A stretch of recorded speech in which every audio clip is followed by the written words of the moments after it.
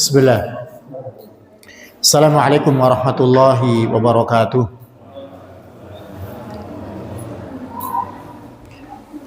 Alhamdulillahilladzi 'allama bil qalam wa 'allama al insana ma lam ya'lam. Asyhadu an la ilaha illallah wahdahu la syarika lah wa asyhadu anna Muhammadan 'abduhu wa rasuluhu la nabiyya wa la rasula ba'dah. Allahumma salli wa sallim ala nabiyyina Muhammad wa ala alihi wa sahbihi wa man tabi'ahum bi ihsanin ila yaumiddin. Ya ayyuhalladzina amanu taqullaha haqqa tuqatih wa la tamutunna illa wa antum muslimun.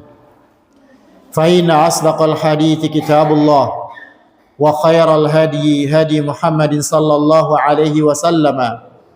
Wa syarral umuri muhdatsatuha wa kullu muhdatsatin bid'ah wa kullu bid'atin dhalalah wa kullu dhalalatin finnar. Ikhwan fiddin wa akhwatu fillah, kaum muslimin wal muslimat rahimani wa rahimakumullah.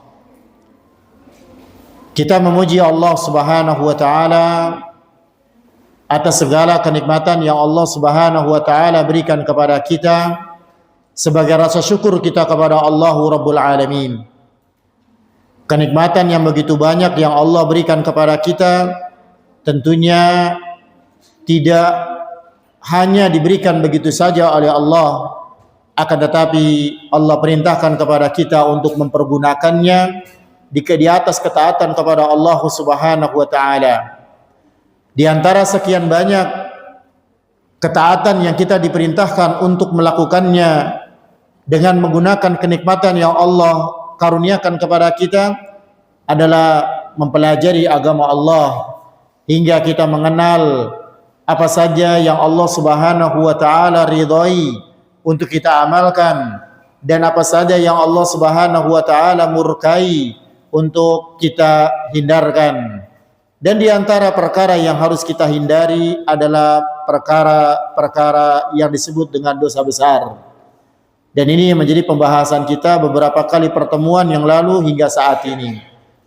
Kita membahas kitab Imam Az-Zahabi yaitu Al-Kabair, dosa-dosa besar. Dan pada kesempatan kali ini kita masuk kepada dosa besar yang ketujuh. Di dalam kitab Al-Kabair ini, Al-Kabiratus Sabi'atu, dosa besar ketujuh yaitu aklur riba, memakan riba. Sebelum kita sebutkan dalil-dalil tentang bencana atau keburukan yang ditimbulkan dari dosa riba, karena pembahasan kita adalah menyebutkan dalil-dalil supaya kita memiliki rasa takut untuk tidak jatuh kepada riba. Adapun tentang jenis-jenis riba seperti apa sih riba itu tidak dibahas dalam pertemuan ini atau dalam buku ini. Yang ada dibahas dalam buku-buku fikih namanya riba. Secara ringkas, riba itu banyak macamnya. Ya, riba itu banyak macamnya. Ada yang disebut dengan riba fadl, yaitu riba yang dia ada keuntungan seperti seseorang meminjamkan uang 100.000 kepada saudaranya, akan tetapi dia minta dikembalikan menjadi 110.000. Ini riba fadl, ya. Dan ada yang namanya riba nasi'ah dan riba-riba yang lainnya. Lalu dalil-dalil yang berkaitan dengan bahayanya riba, Imam Az-Zahabi menyebutkan baik dari Al-Quran maupun hadis. Yang pertama, beliau rahimahullah menyebutkan dalam surah Al-Baqarah ayat 278 dan 279. Qala Allah Ta'ala, ya ayyuhalladzina amanu taqullaha wa dharu ma baqiya minar riba in kuntum mu'minin fa in lam taf'alu fa'dhanu biharbin minallahi wa rasulih. Allah berfirman, hai orang-orang yang beriman, bertakwalah kepada Allah dan tinggalkan sisa riba. Tinggalkan sisa riba yang belum dipungut. Jika kamu orang-orang yang beriman, maka jika kamu tidak meninggalkan sisa riba itu, maka ketahuilah bahwa Allah dan Rasul-Nya akan memerangimu. Allah dan Rasul-Nya akan memerangimu. Pada ayat ini, Allah Ta'ala dan Rasul-Nya telah memperingatkan kita dari bahaya riba. Dan dalil-dalil tentang bahaya riba cukup banyak. Di antaranya adalah dalil ini. Dan kita sadar bahwasannya riba benar-benar tersebar di dunia ini. Benar-benar tersebar di dunia ini.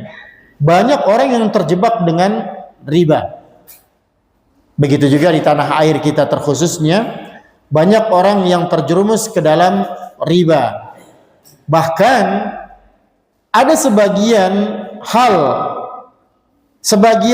yang memaksa kita untuk jatuh kepadanya. Sebagian hal yang memaksa kita untuk terjerumus di dalam riba ketika dalam kondisi darurat. Jadi intinya berarti karena sudah tersebar benar-benar riba ini, hampir semua muamalah bersinggungan dengan riba. Dan Nabi ini sudah dikabarkan oleh Nabi SAW. Nabi mengabarkan tentang suatu zaman tidak ada muamalah melainkan akan hinggap di dalamnya riba. Di dalam sebuah hadis Nabi SAW bersabda, la ya'tiyanna 'alan nasi zamanun la yabqa minhum ahadun illa akilur riba faman lam ya'kul asabahu min ghubarihi.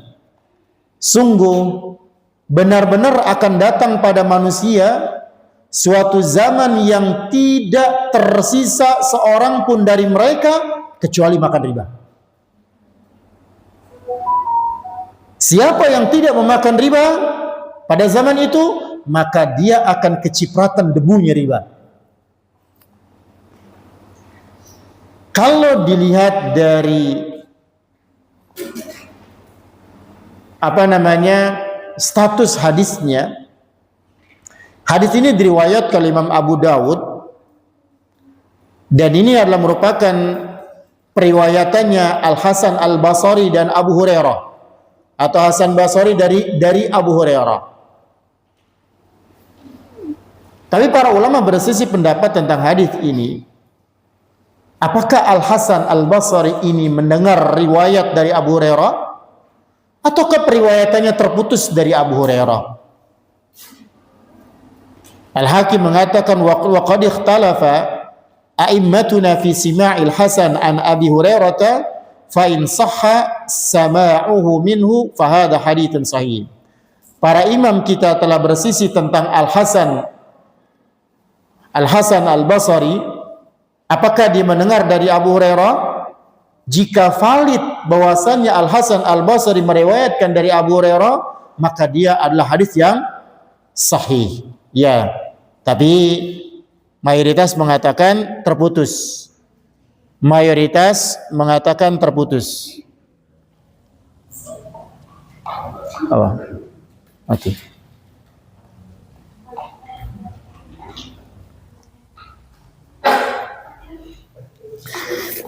Meskipun sanad hadis ini bermasalah, akan tetapi kenyataannya sekarang memang menunjukkan benarnya hadis ini. Hampir tidak ada seseorang yang selamat dari cipratan riba, meskipun hanya debunya. Di zaman ini contohnya, hampir tidak ada orang yang tidak bermuamalah dengan bank konvensional. Kan gitu. Yang itu adalah merupakan praktisi riba. Baik dengan menyimpan uang di situ atau transfer kalau nggak ada uangnya. Bahkan terkadang kalau kita nyimpan di bank yang syariah, terkadang bank syariah pun sering kali dapur bank syariah gabung sama dapur bank konvensional. Maka benar hampir susah kita untuk lepas benar-benar dari riba. Makanya disebutkan ini kalau nggak jatuh kepada riba kita kena debunya. Tapi meskipun demikian banyak dari kita yang mulai sadar tentang bahaya riba dan mulai meninggalkannya. Sebagian mereka membuat sebuah komunitas, ya, komunitas anti riba. Dan ini kesadaran ini membahagiakan, sejatinya membahagiakan, karena adanya usaha untuk menyelamatkan diri dan menyelamatkan orang lain dari dosa yang sangat besar ini, yaitu memakan riba.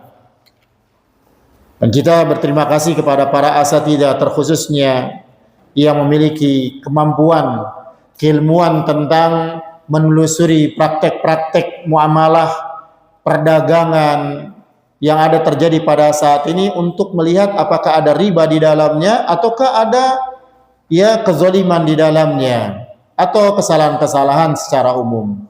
Kita bersyukur dengan para dai dan para asatidzah yang mengingatkan umat dari bahaya ini. Mendakwahkan riba adalah perkara yang berat, ya ikhwan. Perkara yang berat pada saat ini. Karena perkara yang berat, maka sebagian dai ada yang nggak sanggup hingga akhirnya mereka mau tak mau mengatakan tak apa-apa itu. Padahal sudah jelas riba.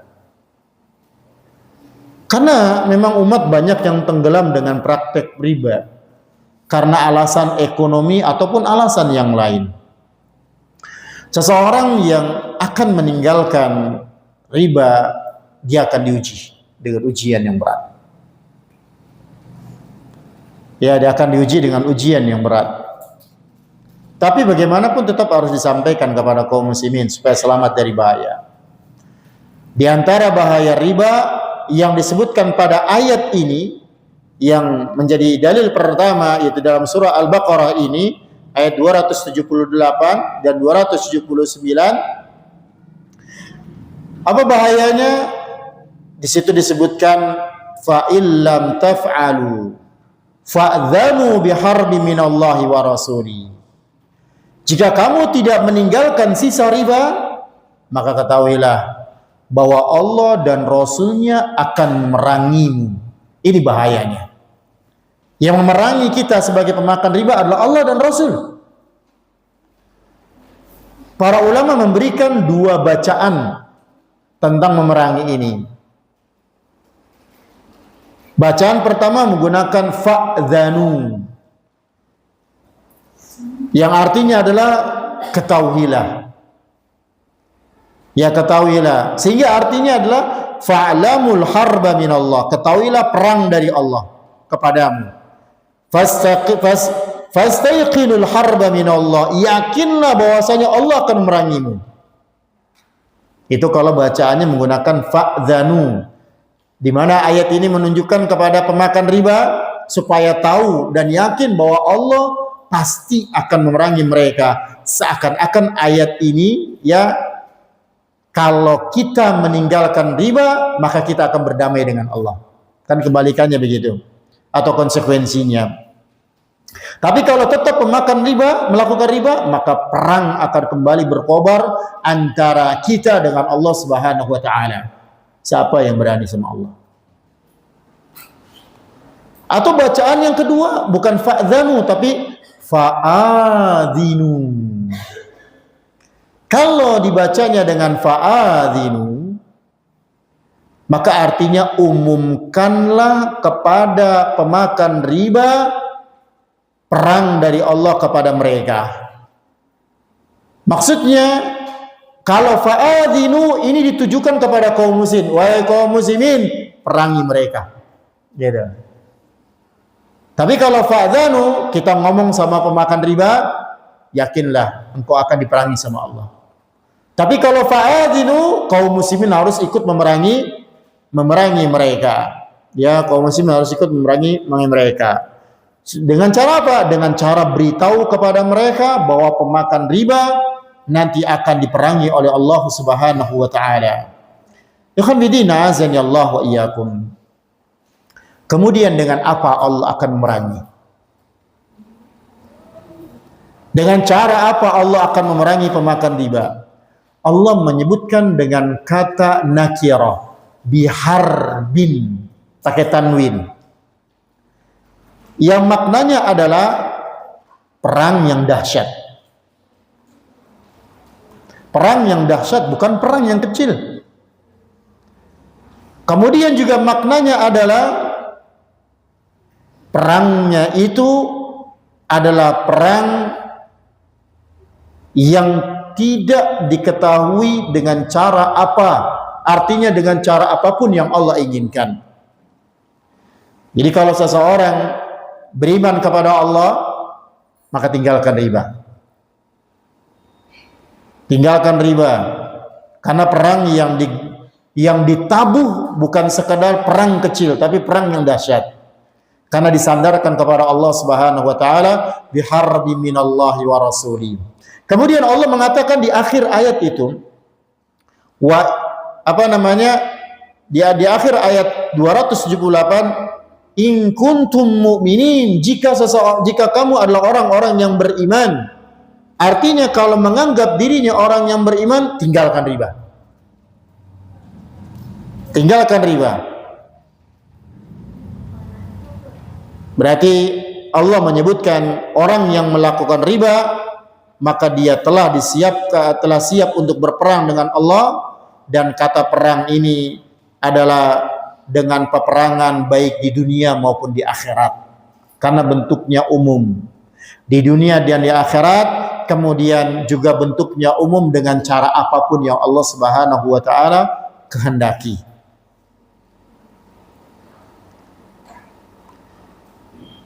Sebagian ulama ahli ilmu memberikan penjelasan di sini. Perang yang dahsyat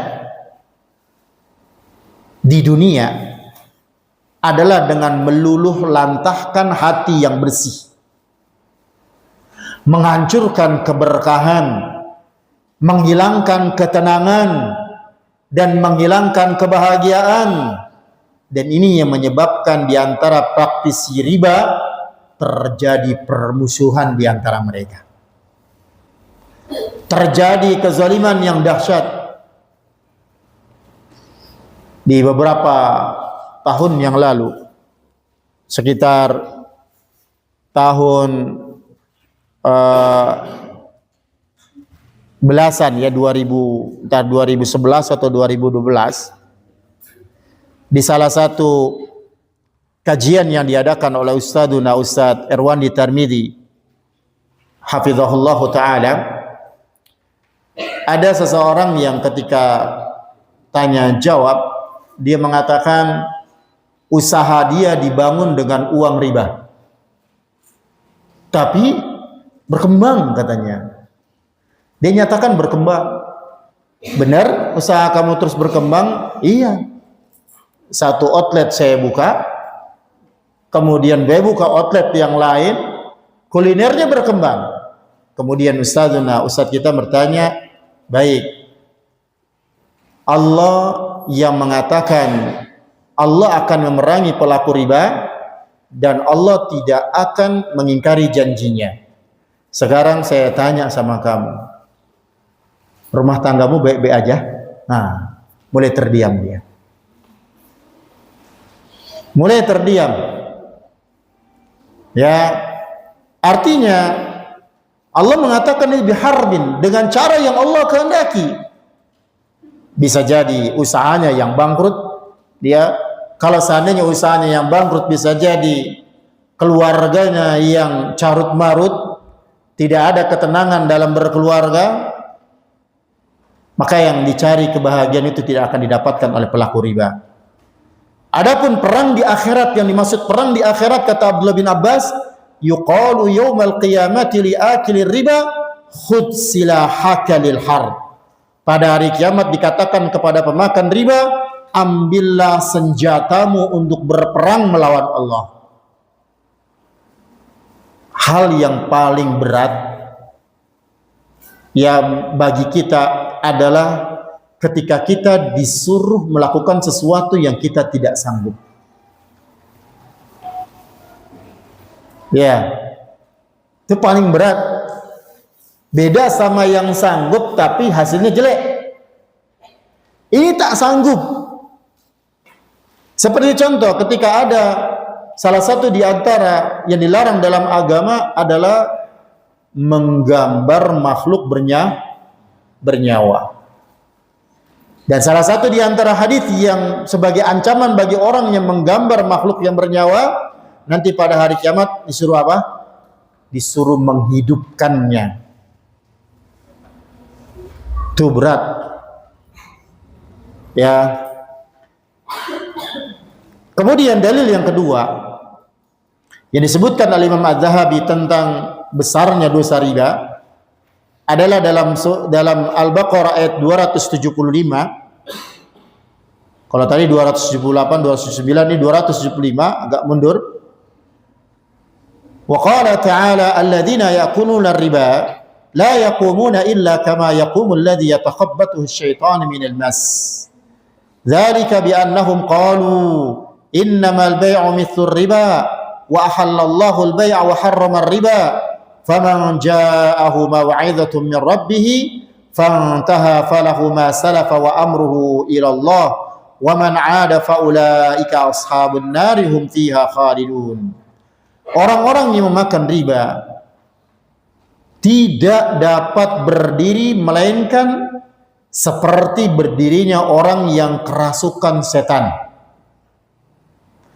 lantaran tekanan penyakit gila yang ada pada dirinya. Itu ancamannya. Keadaan mereka yang demikian ini, kata Allah, adalah disebabkan mereka berkata, mereka berpendapat sesungguhnya jual beli itu kan sama dengan riba, kata mereka. Padahal Allah telah menghalalkan jual beli dan Allah mengharamkan riba. Orang-orang yang telah sampai kepadanya larangan dari Rabb-nya, dari Tuhannya, lalu kemudian dia berhenti dari mengambil riba, maka baginya apa yang telah diambilnya sebelum datang larangan. Halal baginya. Sebelum datangnya larangan. Dan urusannya terserah kepada Allah. Dan siapa yang kembali, maka orang itu adalah penghuni neraka, mereka kekal di dalamnya. Jadi Allah mengatakan alladzina ya'kuluna riba, orang yang memakan riba. Maksudnya adalah praktek riba. Kenapa Allah mengatakan dengan kata makan? Padahal orang main riba bukan hanya untuk makan. Ya. Bisa jadi dia memiliki ya harta, mau beli mobil, beli rumah dari riba. Disebabkan Allah ingin menyebutkan sesuatu yang mayoritas manusia memain riba, memakan riba, atau praktek riba tujuannya adalah untuk kebutuhan jasadnya. Maka makan yang paling besar dibandingkan dengan beli rumah. Kalau beli rumah sudah beli ya selesai. Kalau makan terus berjalan, gitu ya. Kalau makan terus berjalan. Karenanya ayat ini mencakup seluruh tujuan praktek riba.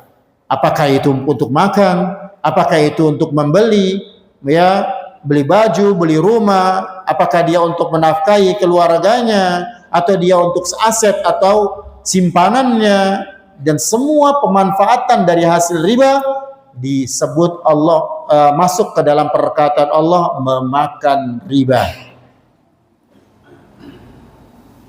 Dan di ayat ini 275 ini Allah menyebutkan ciri khusus, yang akan terjadi pada orang yang makan riba pada hari kiamat. Apa itu? Berdiri mereka seperti kemasukan setan. Berdiri mereka seperti kemasukan jin, seperti orang gila. Hal ini terjadi ketika sang pemakan riba dibangkitkan dari kuburannya.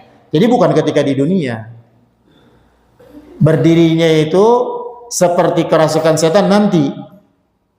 Ketika ditegakkan hari kiamat dan dia dibangkitkan dari kuburannya, maka dijadikan setan bersamanya sambil mencekiknya, kata Qatadah. Dijadikan setan akan menyertainya sambil dia dicekik. Coba bayangkan kalau orang dicekik gimana dia? Dia akan meronta-ronta untuk melepaskan cekikannya. Makanya jalannya itu, ya jalannya dia tidaklah jalan yang lurus. Qatadah rahimahullah berkata, wa tilka alamatu ahli riba yaumal qiyamah bu'ithu wa bihim khabalun minasyaitan. Dan itu adalah ciri praktisi riba pada hari kiamat, yang mereka itu dibangkitkan dalam kondisi gila, linglung karena syaitan. Ya, linglung karena syaitan. Kenapa diberi balasan seperti ini? Kenapa dia dibangkitkan seperti orang gila? Sebagian para ulama mengungkapkan sebabnya. Yang pertama, pendapat pertama adalah untuk menunjukkan kerasukan dan tamaknya dia terhadap harta. Rakus, tamak itu menjalar dalam tubuhnya praktisi riba, sehingga menyebabkan bergetarlah anggota tubuhnya, dan kondisinya ini mirip dengan kondisi orang yang kerasukan setan. Itu pendapat pertama, memberikan alasan kenapa mereka dibangkitkan kayak gitu. Pendapat kedua mengatakan praktisi riba bangkit seperti orang linglung dan bingung, seperti orang mabuk yang tubuh mereka bergoyang-goyang dalam kondisi menanti-nanti adab yang berat. Mereka dibalas demikian karena ketika di dunia akal mereka terbalik. Alasannya, mereka dibangkitkan demikian karena di dunia akal mereka sudah terbalik. Di mana terbaliknya? Mereka menyamakan dua hal yang berbeda, padahal Allah sudah menyebutkan berbeda antara jual beli sama riba. Ini malah mereka balik. Artinya mereka berbeda dengan apa yang Allah katakan.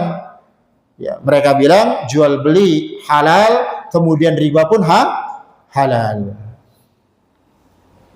Karena akalnya terbalik, maka Allah jadikan mereka seperti kerasukan setan tatkala dibangkitkan. Kemudian yang ketiga, alasan yang ketiga atau pendapat yang ketiga, ketika para praktisi riba sibuk dia mencari penghasilan dengan cara riba, ini menunjukkan akal mereka sudah hilang, bukan terbalik lagi, sudah hilang.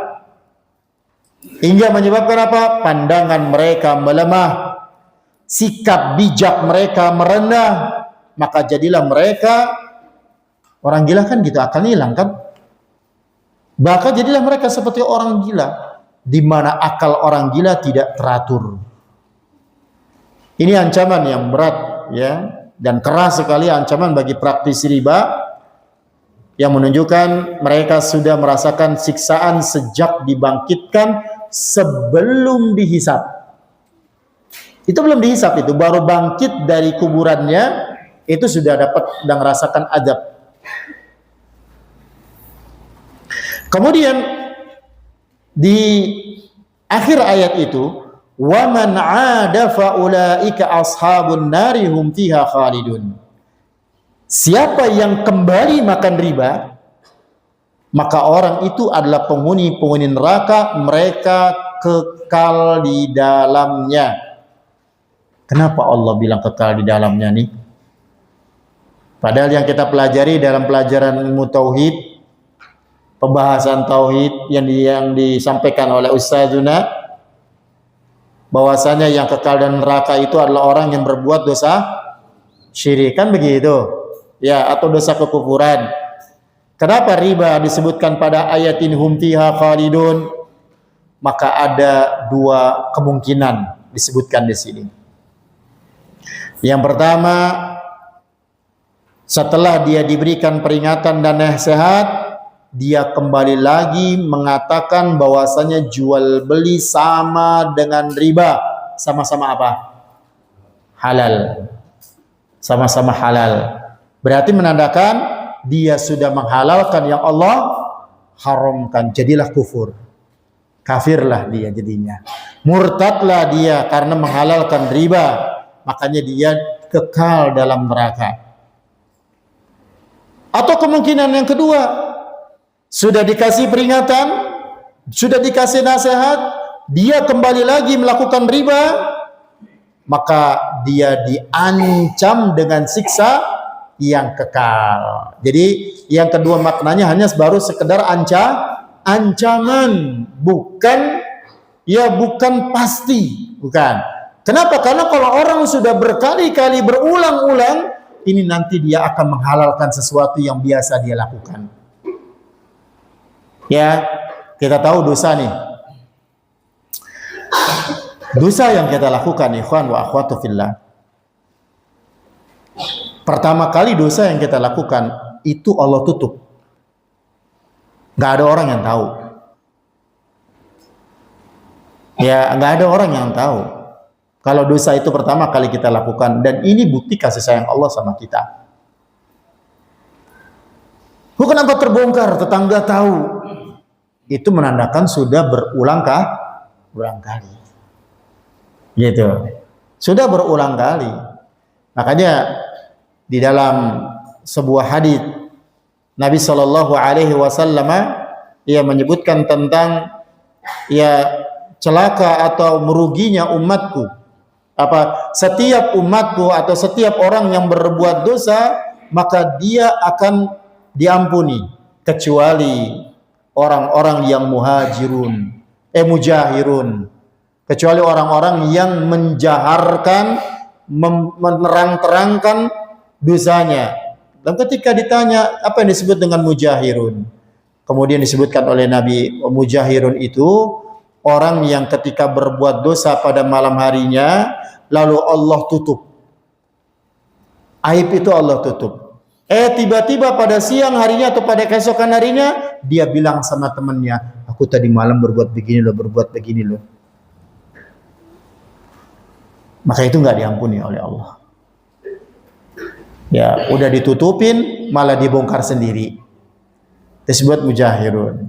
Dari hadis itu salah satu faedahnya adalah dosa pertama yang kita lakukan Allah tutup. Jenis makan riba Allah tutup. Kalau pertama kali. Ya, bahkan hatta zina Allah tutup. Ya, Allah tutup itu.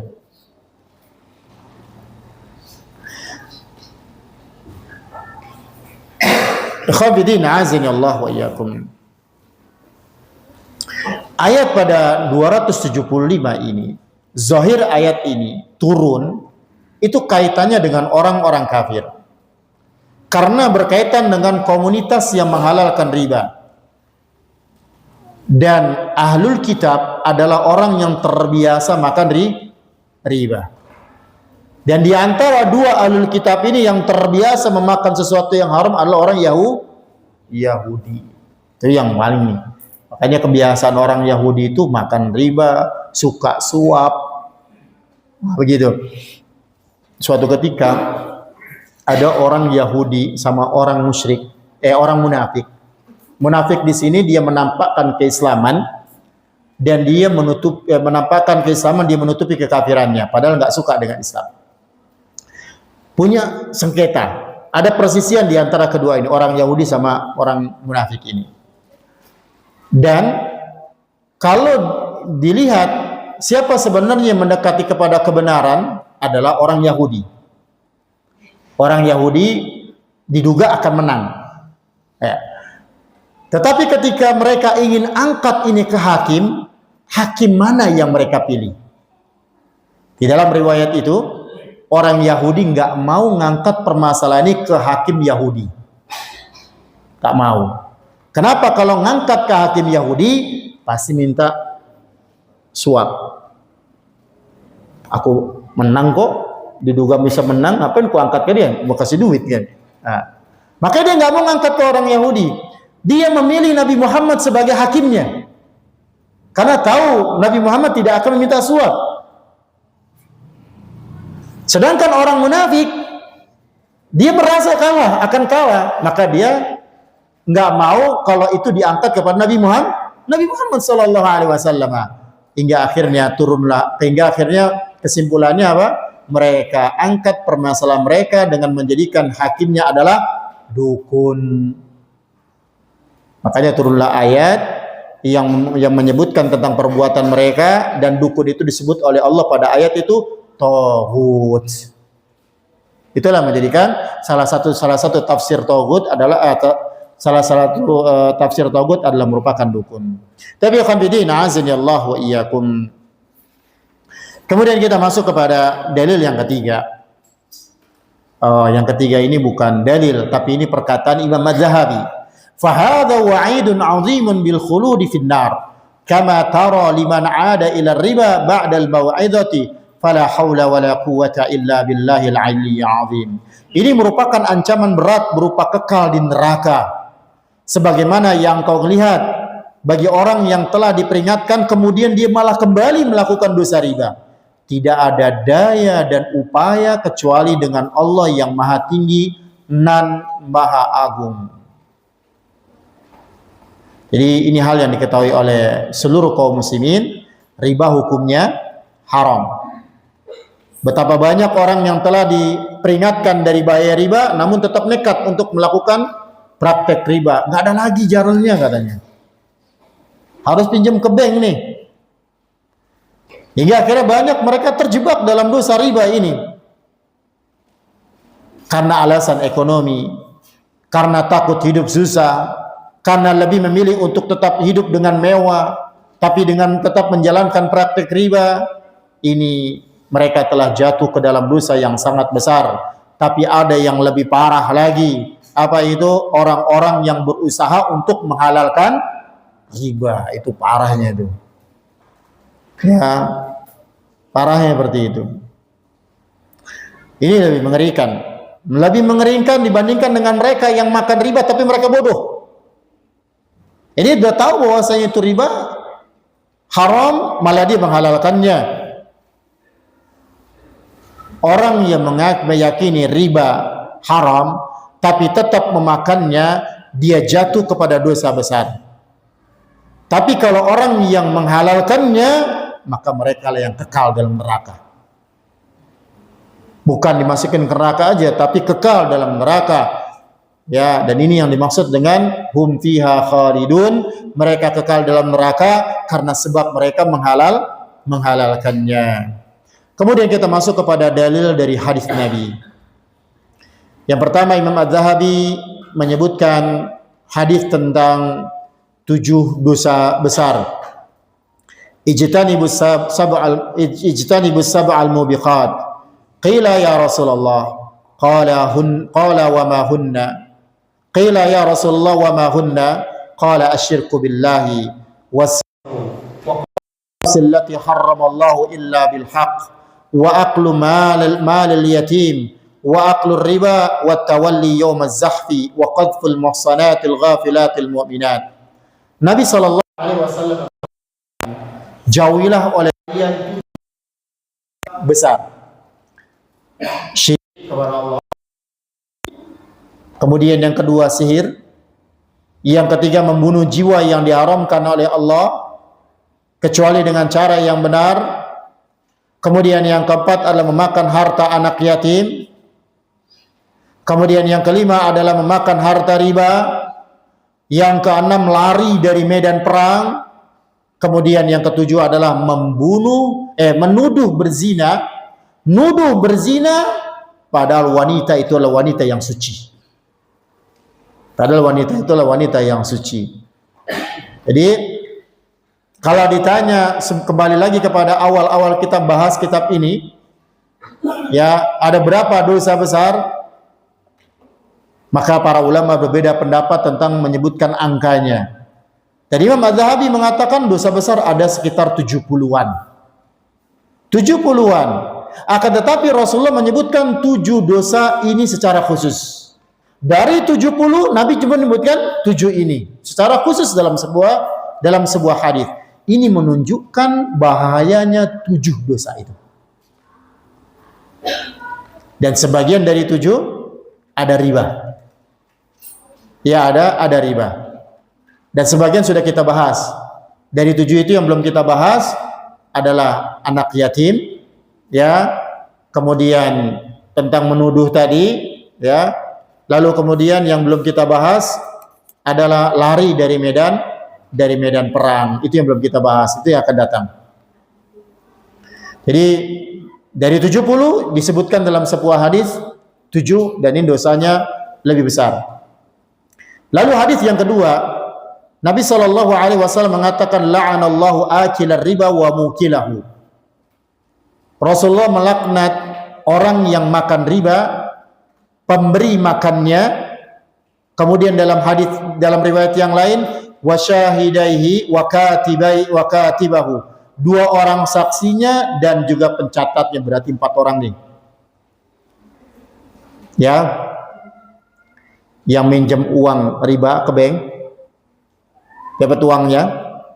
Yang minjemin itu banknya, sudah 2. Yang datang sebagai saksi, baik nganterin gitu kan, sebagai saksi.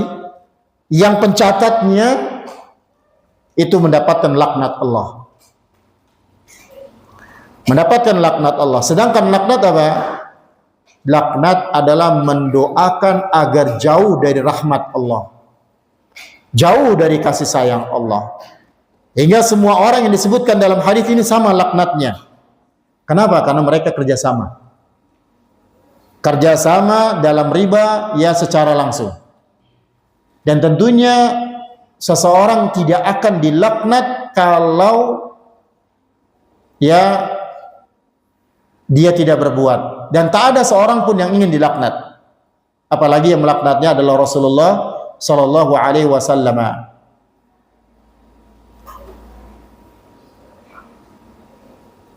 Mungkin sebagian orang mengatakan bahwa yang memiliki andil terbesar itu kan si pemakan riba. Contoh seperti rentenir. Ya, kenapa kok disebut dengan sama-sama dapat laknat? Padahal yang punya andil besar itu ya si rentenirnya dong, yang ngasih pinjaman. Ya, sementara yang berhutang kan dia dizolimi, gitu. Kenapa? Karena yang dapat untung kan yang minjemin uang. Dia pinjamkan uang 100 juta, dia meminjamkan uang 1 juta, dia minta balik 120 juta. Kan yang untung dia. Sedangkan orang yang meminjam uang kan dia nggak dapat untungan apa-apa, gitu. Kenapa juga mendapatkan laknat? Ketahuilah bahwasannya ya memang banyak korban-korban riba itu adalah orang-orang yang miskin, yang hidupnya susah. Artinya berarti ekonominya menengah ke bawah.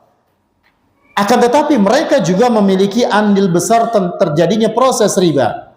Seandainya nasabah tidak meminjam dari rentenir, maka tidak akan ada prosesnya riba. Nggak akan terjadi riba. Begitu juga seandainya tidak ada saksi dan tidak ada pencatat riba ini, maka juga tidak akan terjadinya riba, gitu. Karena mereka sama-sama bekerja sama untuk terjadinya proses riba, maka akhirnya mereka sama-sama mendapatkan laknat. Maka ada sebuah hadis menyebutkan al-akhidhu wal mu'ti sawaun. Orang yang mengambil riba dan memberi riba sama saja, kata Nabi. Sama dalam dosa. Meskipun orang menyangka bahwa yang berdosa hanyalah orang yang mengambil keuntungan riba saja. Padahal sama dosanya juga yang memberi keuntungan riba. Berarti korbannya juga sama dosanya. Kaum muslimin rahimani wa rahimakumullah. Rentenir membutuhkan harta riba untuk memperbanyak hartanya. Sementara yang meminjam butuh harta karena kebutuhan ringan ataupun kebutuhan bisnis atau mungkin mimpi yang ingin diwujudkan olehnya. Kan begitu. Tapi keduanya dapatlah laknat dari Nabi sallallahu alaihi wasallam. Ada sebuah hadis yang hendaknya ini senantiasa kita ingat. Kullu jasadin, setiap jasad, nabata min suhtin, yang jasad ini tumbuh berkembang tapi dari yang tidak halal, fannaru aula bihi, maka neraka yang lebih utama untuk memakannya. Lebih utama akan makannya. Ini ancaman. Ya, ini adalah merupakan ancaman.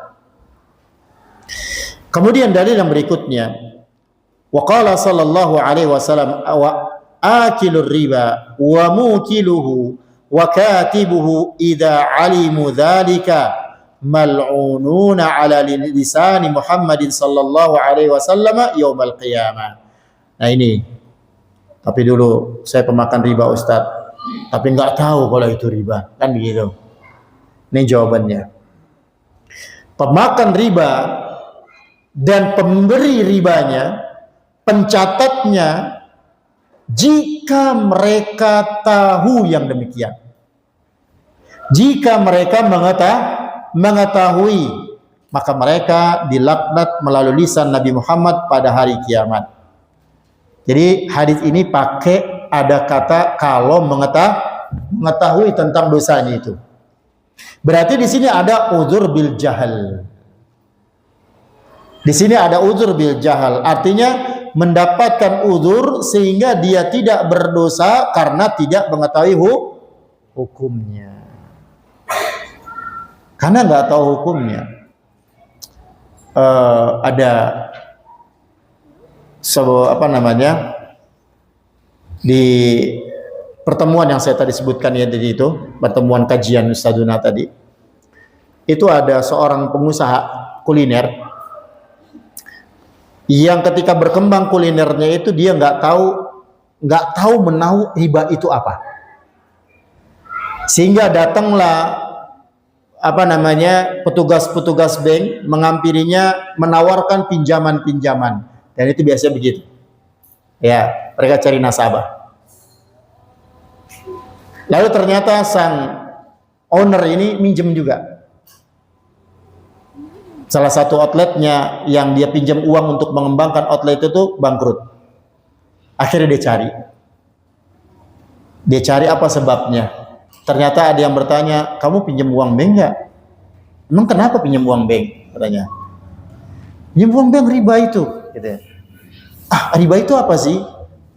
Lalu dia cari, begitu dia tahu ternyata riba sebegitu dahsyatnya pengaruhnya kepada kehidupannya di dunia maupun di akhirat nanti, akhirnya dia bayarkan semua hutangnya, kemudian dia coba bangkitkan kembali outlet itu dan bangkit outlet itu. Bangkit. Nah, di sini namanya ada orang yang tak tahu kalau riba itu adalah haram, bahkan apa yang dimaksud riba pun tak tahu. Berarti masih ada orang yang jahil tentang riba. Dan insyaallah kita akan sebutkan ya tentang hadis yang kita bacakan tadi setelah salat Isya. Wassallallahu wasallam ala Muhammad wa ala alihi wa sahbihi wa mawala. Assalamualaikum warahmatullahi wabarakatuh.